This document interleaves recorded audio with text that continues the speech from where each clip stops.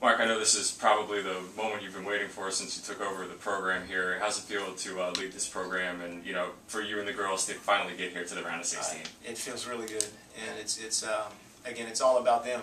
These kids, especially, we got 2 kids there, third years, that have been working really hard. They've put in 4 years worth already, but to see these guys be able to get through that stage and that step, and then to be able to celebrate, couldn't be happier. So really, really happy for them. And you know, what we just talked about is finally now we can talk about the round of 16 and how exciting that's going to be. And I think they're about to experience something that's going to maybe help them understand why all this hard work is really worth it. The process is great to begin with, but when you get to these special moments, it's going to be really nice for them, and they deserve it. You've been to this point with other teams before. What do you tell this team that, you know, maybe you've gotten from past teams, you know, in terms of experience? Well, there's a lot of things. I think, number one, it starts to kind of even out now. It really does. I mean, you do reach a point where, you know, I don't know if there's a certain number you can define it by, but Sweet 16 is a pretty good number where things start to kind of even out in terms of every team is really, really strong. I mean, you look at this match today, NC State, and all credit to those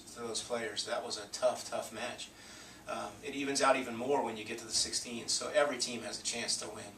I do realistically think there's maybe a couple of teams this year on the women's side, Florida and Stanford, that have maybe set themselves above. But you know, let's face it, maybe one of the next teams in there is a Baylor, and you know, this is a group of kids that has beaten that team. So I feel really good about going out there, and it's going to be a great environment. And I know these girls, if they can free up another notch and keep doing the great things that they do, UCLA is going to have a hell of a battle on their hands. I know that for sure.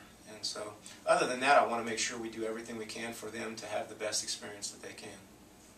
Just talk a little bit about your team's heart today, especially the top 2, and just kind of sticking through everything. Yeah, well, I tell you, I was on the lower 3 courts, and it took a lot for Marie to get through that match. That's a 3-3 that was more like a 6-6, but you could feel the heart and the fight, and you could believe in it from down there up here. You know, I don't think it was by chance that those scoreboards went 7-5 and 7-6. I think that comes from 2, again, third years that have put a ton of work in. And man, I mean, you know, it hits me a little bit.